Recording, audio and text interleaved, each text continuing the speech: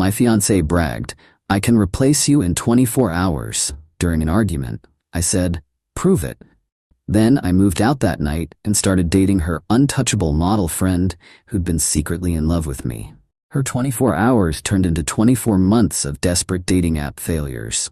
I, 29 male, was washing dishes last Wednesday when my fiancée Kelsey, 27, decided to drop the most arrogant statement I'd ever heard in our 3-year relationship. We were arguing about her spending $1,200 on a designer bag when we were supposed to be saving for the wedding. Normal couple stuff, right? Wrong. She slammed her fresh manicure on the counter and said, "You know what, Ethan? I could replace you in 24 hours. Literally. There are guys lined up waiting for me to be single. You should be grateful I even chose you." I stopped washing, turned off the water, dried my hands slowly. "Prove it," I said. She laughed. That specific mean girl laugh she did when she thought she'd won. "What? You said 24 hours. Prove it. We're done. Clock starts now." I checked my phone. 7:23 p.m. Wednesday. Her face went through about 6 different expressions. Confusion, amusement, anger, then this smug confidence that made my decision even easier. "You're bluffing," she said. "You wouldn't leave me. You can't even match your socks without me." I walked to our bedroom and started packing. She followed, listing all the reasons I'd fail without her. "You don't even know the Netflix password. Your mom likes me more than you. Good luck finding someone who looks like me. I'm the one who got you that promotion. You're literally nothing without me." That last one made me pause. Not because it hurt, but because I realized she actually believed it.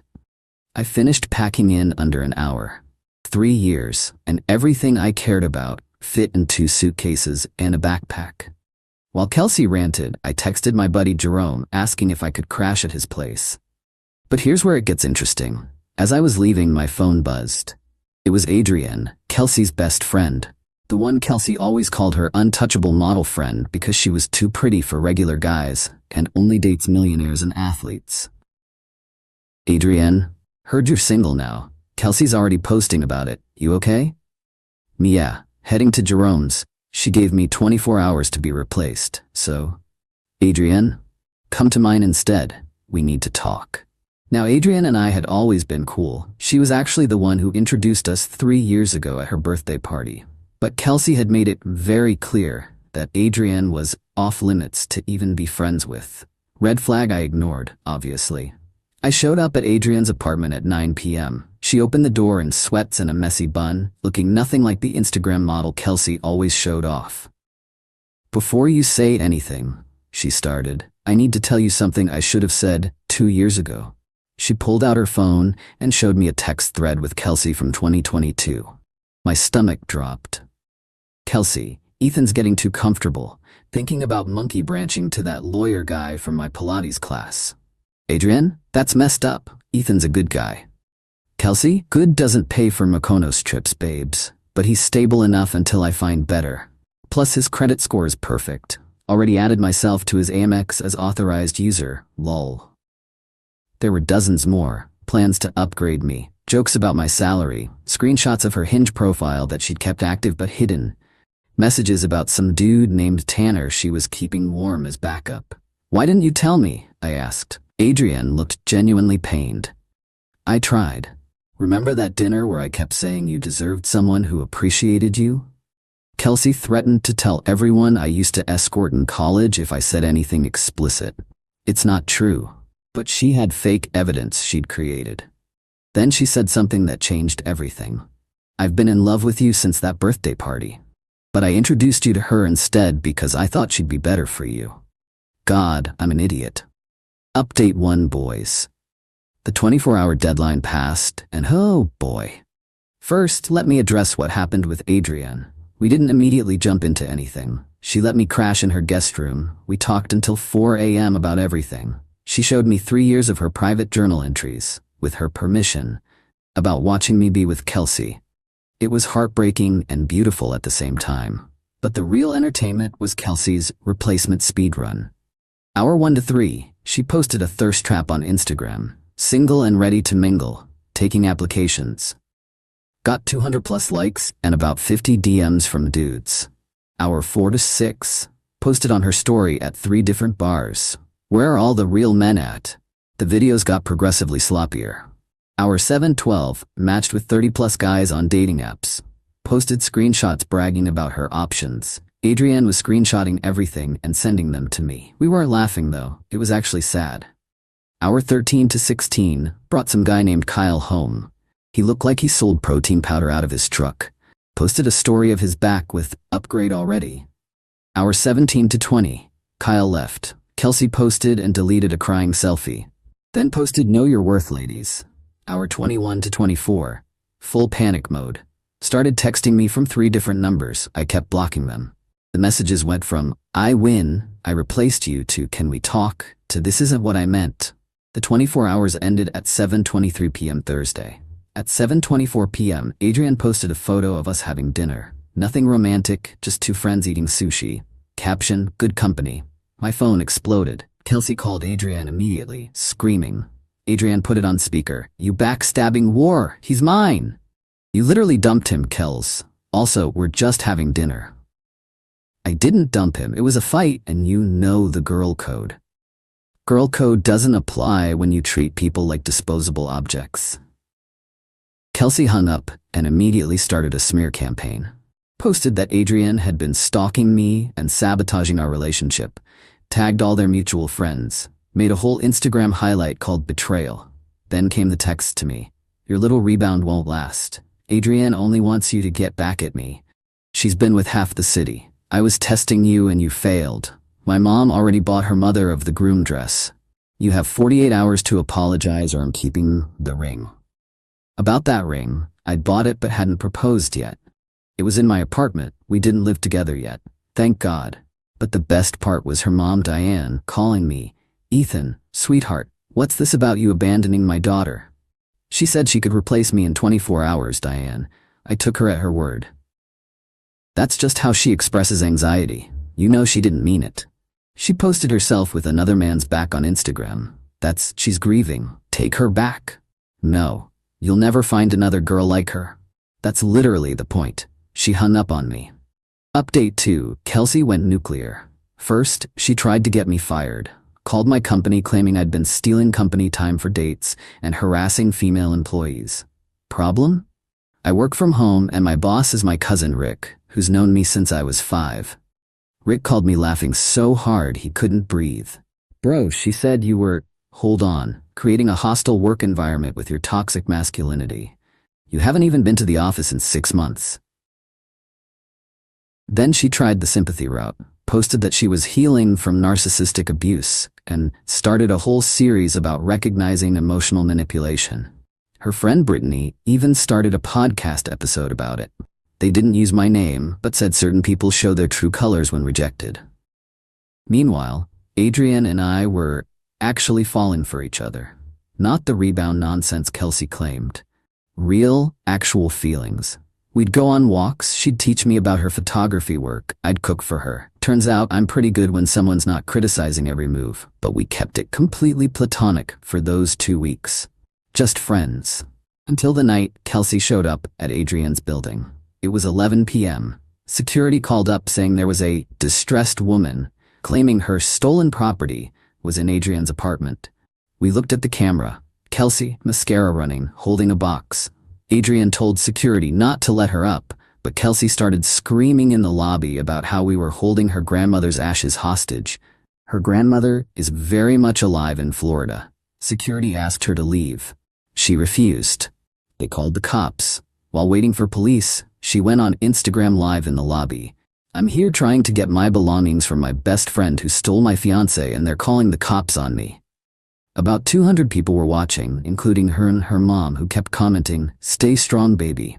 The cops arrived, asked her what belongings were being kept from her. She said, her emotional support, hair straightener, a hoodie that was basically hers, 3 years of memories, her future. The officer looked exhausted. "Ma'am, do you have any actual property in that apartment?" "My fiancé, is he being held against his will?" "He's being manipulated." They made her leave. She tried to refuse. They warned her about trespassing. She called them fascists. They escorted her out. The Instagram Live was still going. Everyone saw her get put in the back of the cop car. Not arrested, just removed from property. She was scream-crying about injustice and homewreckers. The best comment was from someone named Tyler. "Didn't you say you could replace him in 24 hours? It's been 2 weeks, sis." She blocked him on live. While in the cop car. Update 3. So Kelsey found out about the ring. My ex-roommate Brad, we'd lived together before I got my own place, ran into her at a coffee shop. She did her whole victim performance, and Brad, sweet idiot that he is, mentioned I'd been planning to propose before the breakup. She lost her mind. Started telling everyone I'd stolen her engagement and owed her a wedding. Posted a GoFundMe. Wait, no. She posted on her story, asking for donations to heal from stolen dreams. Her Venmo and Cash App handles. People actually sent money, like $300. Her friend group started planning a revenge wedding where she'd marry herself to reclaim her power. I'm not joking. There were invitations, a registry, everything. But then karma came in like a wrecking ball. Remember Kyle? The protein powder guy from her 24-hour replacement attempt? Turns out he was married. His wife Jessica found the Instagram posts. Jessica was creative. She didn't just confront Kelsey. She signed her up for every MLM presentation in a 50-mile radius. Kelsey's phone and email got flooded with opportunities for essential oils, leggings, supplements, and financial freedom. But Jessica wasn't done.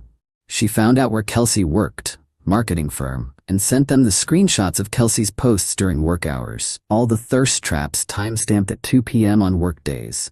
The live videos from the lobby incident. The seeking donations posts. Kelsey got put on a performance improvement plan. Meanwhile, Adrienne and I made it official. We didn't announce it or anything, just quietly became a couple. But Kelsey's other model friend, Simone, saw us at a farmer's market holding hands and immediately reported back. Kelsey's response was to create a 42-slide PowerPoint about why Adrienne was a toxic friend and send it to their entire friend group. It included screenshots from 2019, 5 years ago, where Adrienne said Kelsey's haircut wasn't flattering. A chart of every time Adrienne betrayed her, included things like, "Didn't heart my Instagram post fast enough." A timeline suggesting Adrienne had been planning to steal me since day one. Badly photoshopped evidence of Adrienne with random men. A slide titled, "Why I'm Actually the Victim Here," with 15 bullet points. Most people laughed, but her mom Diane shared it on Facebook with "The Truth About Fake Friends." The PowerPoint backfired when someone noticed she'd admitted to lying about several things, including claiming she made more money than she did, saying I was bad in bed to make her side pieces feel special, lying about having a trust fund, creating a fake recommendation letter for her job. Her company saw the PowerPoint. The performance improvement plan became a termination notice. Update 4. 6 months later. I need y'all to understand the level of delusion we're dealing with. Kelsey started a YouTube channel called Thriving After Betrayal, where she gave relationship advice. The first video was how to spot a future cheater, where she described herself, like literally described her own behaviors but attributed them to me. The comments were brutal. "Girl, you said you could replace him in 24 hours. This is the same woman from that lobby video? Sis is giving emotional damage. The projection is IMAX level." She deleted comments for 3 days straight, then turned them off. Her self-marriage happened. 12 people showed up, including her mom, her sister, and a bunch of people who just wanted to witness the train wreck. She wore a $3,000 dress she couldn't afford, made vows to herself about never settling for less than she deserves, had a first dance, alone, to thank you next. The DJ, her cousin, posted the whole thing on TikTok. It went viral for all the wrong reasons. Someone added the Curb Your Enthusiasm theme. Another person duetted it with footage of the Titanic sinking. The internet is ruthless. But here's the thing. She still couldn't replace me. Every guy she dated lasted max 2 weeks. Her Instagram became a graveyard of deleted couple photos. She'd post them with captions like, "Finally found my king," then delete them days later. There was Marcus the crypto bro who turned out to be 50 galleon debt, Alejandro who she caught DMing her sister, Keith who brought his mom on their third date, some dude named Phoenix who only spoke in motivational quotes, a 22-year-old TikToker who called her auntie during sex. Meanwhile, Adrian and I moved in together, got a cat named Dumpling, started a little herb garden on the balcony. Normal, boring, beautiful couple stuff. Kelsey found out about us living together through LinkedIn of all places. Adrian updated her address for some professional thing. The meltdown was spectacular. She emailed my mother. A 6-page email about how I was ruining my future and making a mistake, and how she was willing to forgive me if I came back. My mom forwarded it to me with just, "This girl needs therapy. Also, bring Adrian to Sunday dinner. Love you. Final update." Exactly 24 months after Kelsey said she could replace me, in 24 hours, she texted me from her 17th new number. "I know you'll read this. I'm getting married next month, to a surgeon, who drives a Tesla, and has a house in the hills. I won. Just thought you should know." I didn't respond, but I was curious. Did some digging. The surgeon? A first-year medical student named Dennis. The Tesla? A 2015 Model S with 100K miles. The house in the hills? His parents' pool house. But honestly, good for her if she's happy. What she doesn't know is that Adrian and I got engaged 2 weeks ago. Real engaged, with a ring and everything. A simple proposal at the farmer's market where we had our first real date. We didn't post about it, didn't make announcements, just told our families and close friends, living our life without the performance. Her mom Diane found out through the grapevine and called me yesterday. Not to congratulate us, but to ask if we'd consider a double wedding to save money. I laughed so hard I dropped my phone. "Diane, your daughter said she could replace me in 24 hours. It's been 24 months. People make mistakes, Ethan. This isn't a mistake, this is consequences." She hung up, but not before muttering something about, "Some people can't forgive." The wedding planning continues for Kelsey and Dennis. She made a wedding website. The Our Story section is creative. Apparently they met when the stars aligned after toxic relationships. She refers to her past as learning experiences with narcissists. Dennis seems nice enough. Adrian actually knows him from some photography work she did for his school. Says he's sweet but naive. We're genuinely hoping it works out for them. But last week, the universe delivered one final dose of poetic justice. Remember the ring I'd bought for Kelsey? The one she demanded in her texts? I'd returned it months ago, taken the loss, moved on. Used some of that money to buy Adrian's ring. Smaller, simpler, but actually meaningful. Well, Kelsey's sister Emma reached out to Adrian.